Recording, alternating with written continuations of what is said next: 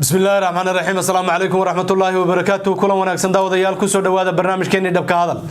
qaybtan waxaynu ku eegi doonaa xogihii ugu dambeeyay ee dagaalada wadanka Ethiopia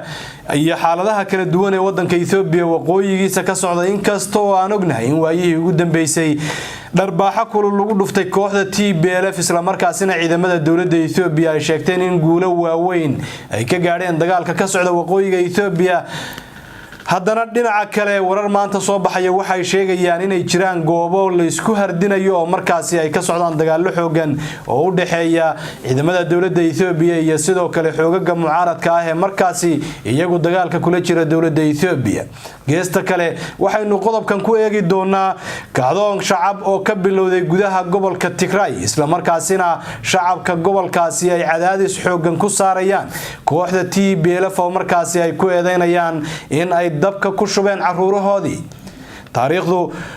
waa 11 bisha December ee sanada 2011 waxa aan idhaahdo waa 11 bisha December ee sanada 2012 waxaana geestayda fadhiyo xogahaasi inoo soo gudbin doona saaxiibkay Guuleed Ibrahim Xuseen oo loo yaqaan Guuleed Alif Guuleed soo dhow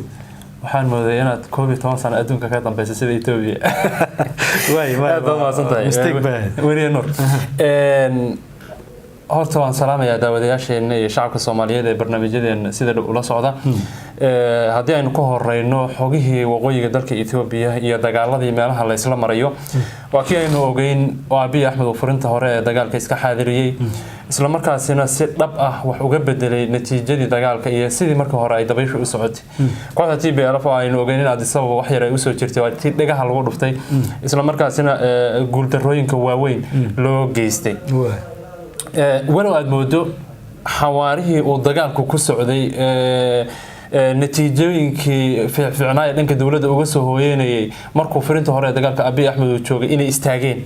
oo shalay iyo maalmihii la soo dhaafay dagaalku uusan sidii horeba ahayn meel uu goosgoos uga dhacay way jirtay laakiin uusan sidii ay dawladda horumarka degdega u sameeynaysa aysan u sameynaynin taasi oo loo sababeynay kadib markii uu xafiiskiisa ku laabtay Abiy Ahmed haddana weli hawshu waa la is hor fadhiyaa saaka wararka ka soo baxaya furinta hore ee dagaalka waxay sheegayaan in deegaanada Mersa iyo Wachale lagu dagaalamayo oo TPLF lowga iska xidhay halkaas waxay u dhawaatay xuduud iska xidhay maxkooda dagaalku waagii hore maxaan ku raahday Soomaalida waliba markii la qeexay dagaalka aan wax dambe la reebanaynin raggu markay isu diyaarinayaan geeri oo ayna rabin naftu marmarka qaar kood bay ka xoog badan ay ku dhigi carab ayna rabin inay naftu maamusho oo balaayo kasto ku timaada ay jilibka u dhigaan looga laga xiri jiray looga iska xiri jiray qofku xarig ay adag tahay inuu furo si degdeg ah durba iyo looga iska xirayaa si hadii khatar ka xoog badan oo ku kalifi lahayd naftu inay tiraahdo carar hadii ay timaado oo meesha u sii fadhiyo marka TPLF maadaama xuduudoodii ku sii dhawaadeen naftiina loo yaabay jilibka iska xireen Wachale iyo Mersa cararkii hore iyo deegaanadii ay laga baxayay inkastoo deegaano badan ay ka baxeen ay balaayo kaga baxeen oo maxaan ku raahday ay burbur xoogan u geysteen oo magaalooyin dhan dab la qabasiyay oo dhibaato badan ay geysteen markii magaalooyinka ka baxayeen haddana Mersa iyo Wachale waxaan isleeyahay waa difaaciyadoodii ugu horeeyay ay ku difaacanayaan Maqale kadib cararkii ay ka soo bilaabeen Desaye iyo Kombolche yaa kula dagaalamay marka halkaas ciidamada dawladda iyo sidoo kale ciidankii faano ee deegaanka Amxaarada kuwii canfarta oo iyaguna dhankan canfarta wali hawlgoolkoodii ka sii wada isbahaysigii dawladda iyo macaadiroonkooda yaa kula dagaalamaya halkaas marka deegaanadan Mersa iyo Wachale way ka culus yihiin meelihii hore la isku farasaaray dagaalada hadda ka socda maanta waliba dagaalada ugu adag ba ka socda deegaamadan oo markii hore waxaan ogeyn in ay intay burbur u geystaan magaalooyinka TPLF haddana ay ka baxayeen laakiin hadda halkan waa ku dhex dagaalamay in lagu dhex dagaalamayo muuqata jilibkana la iska xidhay marka fiirina marka nimankan waa laga taakroonaday ama iyagu ba baxaan hal yiraahdo inkastoo iyagu sheegeen iyagu ay tactic dagaal uga baxeen dana waxa la yiri nin yiri dib u gurasho xeelad dagaal baa sameeyay waa nin laga taagroonaaday nimankan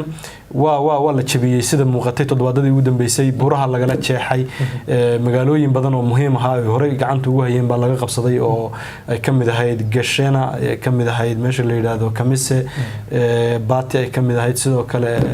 Desse iyo Kombolcha iyo maaragtay agag muhiim ah ya markaasi maalmo gudahood yaa laga kaxeeyay meelahan hadda la leeyahay waa ku dagaalamayaan maxaa muhiimada iyaga u leedahay marka la fiiriyo inay ku dagaalamaan meelaha horta waxa xaqiiqo ah oo biyo kama dhibcaana nimankan inay si dhaba horta u jabeen oo deegaanadan hadii aysan jabi lahayn kama aysan soo baxeen dawladdu waagi deegaanadan laga qabsanayay waxay wax xaqiiqada wax ka duwan dadka waxay u sheegayeen wax ka duwan ay u sheegaysa meelaha qaar kood inay tiri oo dib baan u qabsanay oo ay sheegatay inay dib u qabsatay mooyaan goortii laga qabsaday meesha sheegay ilaa iyo aad sabab agtida ay sii socdeen ma ayna sheeganaynin sababaha ay uga baxeen hadda meelaha badan dawladda dib baan u qabsanay xilli laga qabsaday meena sheegaynin warka ka duwan beddelka u sheegaysa haddana TPLF meelahan ay ka baxayso inay si dhab ah oo ay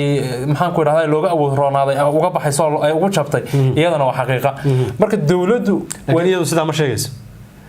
dawladdu iyo TPLF way kala duwan yihiin arrin kala duwan dawladdu waxaan beenahay ba ma taqaan TPLF laakiin way taqaanaa inay tiraahdo waan jabnay waan ka baxnay meesha waayo depression waa kii cali waan jibin weyna cadawgeenu waana soo laaban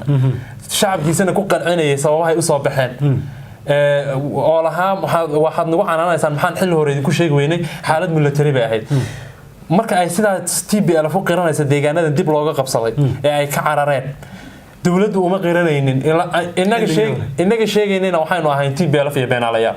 haddana iyada dib u qabsatay marka taa way ku kala duwan yihiin laakiinse bahashan dagaalka meesha ka socda kolba qolo in lala fuulayo muska oo laga adkaanayo oo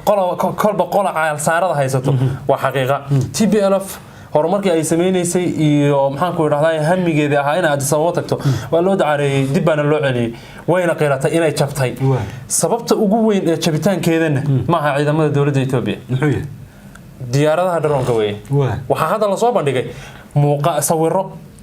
meelihii la isku farasaaray ay balaayadu ka dhacdo ama ha lagu dagaalamo dagaalo toos ah noqoto ama markii TPLF si cararaysa hala dul istaago hala duqeeyo laakiin waxa la soo bandhigayo waa hub culus taangiyo maxaan ku yiraahdaa qorihii waaweynaa la jiidayay oo de qiyaasi karta dadkii meeshaas dul saaraa hubka watayna inay meesha ku basbeeleen macnaha hub waaweyn oo la gubay iyo taangiyada laga duqeeyay taangiyada kooxda TPLF wadatay iyo hubka ay wadatay oo diyaaradaha daroonku intay dul istaageen ay duqeeyeen oo baabi'iyeen yaa la soo bandhigay hadda oo ay warbaahinta dalka Itoobiya u wadaan waxa kale oo qowmiyadda Amxaarada oo hadda ay dabayl fiican u socoto oo leedo ay ku maraysaa arrintan ay wareejinayeen TPLF propaganda aad ugu fiicanta waxay soo sawireen taangi ay saaran yihiin dagaalyahana TPLF oo markii sawirka TPLF ta soo bandhigtay taangiga uu yar qurux badnaa uu ka duwanaa wuxuu ahaa taangiyada yar casriga ah ku Itoobiya duqda ma ahayn laakiin ceebta sawirka ka dhex muuqata waxay tahay silsiladii taangiga way go'anta taangiga TPLF soo bandhigtay TPLF soo bandhigtay way ku faanaysaa in wali hubka cuslaan ay haysato oo waliba taangiyo casri ay haysato silsilada ku socdeen way go'anta laakiin dhibaatada dhacday taangiga nimankan TPLF surwaalada gaagaaban saaran yihiin silsiladu ku socon lahaa way go'anta taayar bahasha silsiladan waxaa jirta bir adag oo ka hooseysa oo wareejisa silsilada birtii halkaas ay wataalaaba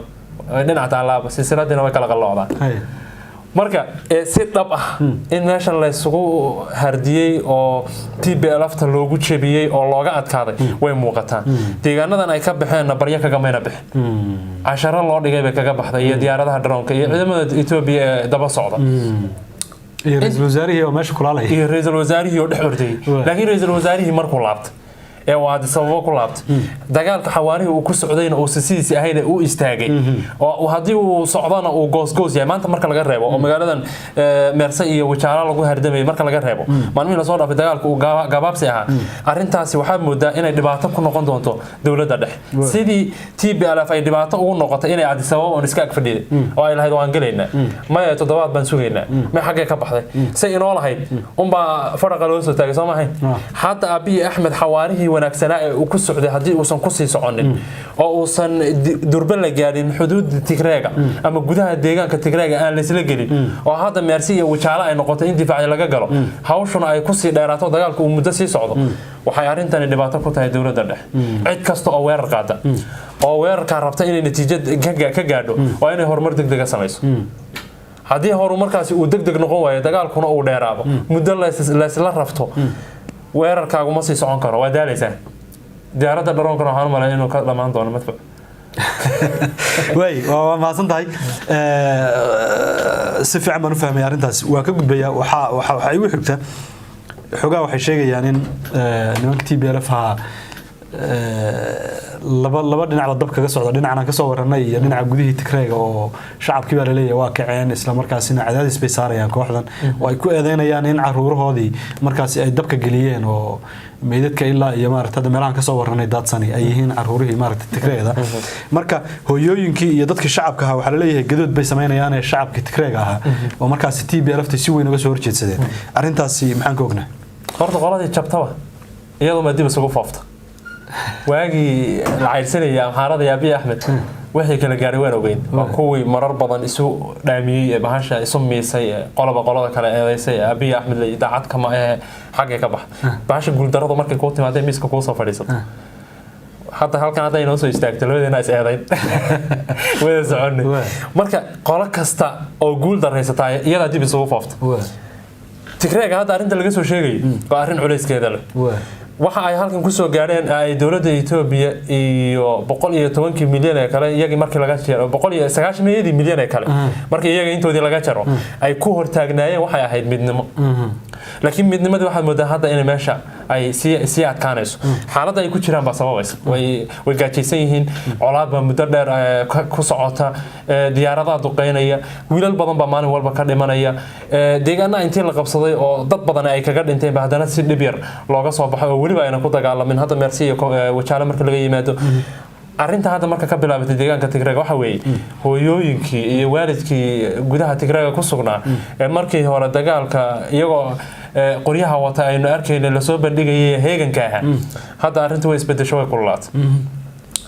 waalidku waxay leeyihiin Depression iyo Getachew Rede iyo madaxweynaha Tigreega caruurtanadii meel loogu sheegay caruurtu soo kuwii kolka hore carabinayeen ma dagaal galayeen deegal waa la yiri dabkii waa la galay maxaa laga la kulmay wiilashu inay soo noqdaan qaarkood bay rabeen baan malay kuwa waqtigooda iyo meedkooda laga yimid Dasaye iyo Kombolsho iyo Bahashi diyaaraduhu ay duqeeyeen ee hubkan la soo bandhigay dul saaraa waalidkii dhalay de gurigooda ka dareemayaan marka waalidkii waxay la xisaabtameen maamulka Tigreega oo u tageen waxay yiraahdeen caruurtanadii meel hana loogu sheego waxay damceen inay dajiyaan oo kulamo ugu yeedhaan oo dhammaan qaybaha kala duwan ee bulshada oo dhan la isugu yeedho la isdheeri galiyo la issamarsiiyo arintii la isu sharaxo la dhaho nimankaas hada cunta ha laga samro bahashana tukala aynu isu diyaarin hala sii wad way diideen waalidiintii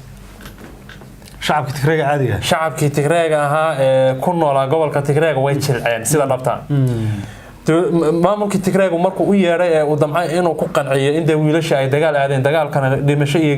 geeriyo nololba lagaga soo ama lagu dhiman lahaa ama lagu noolaan lahaa laga soo noqon lahaa arintina ay sidan u dhacday markii la damcay in loo sharaxo way diideen inay wax kulan la yeeshaan arinta ugu badan ay ka cadhaysan yihiin ma aha inay dhinteen wiilasha ay direen waa guuldarrada iyo in laga soo baxay furimihii dagaalka si dhib yar looga soo baxay marka maamulka hadda Tigreega iyo TPLF waxa ay waqtigooda ugu badan ay ku bixinayaan hadda waa furinta dagaalka iyo sidoo kale inay dajiyaan waalidiintii iyo dadka shacabka ahaa mar kalena u qaabeeyaan sidii ay dagaal istifaacida ay u gali lahaayeen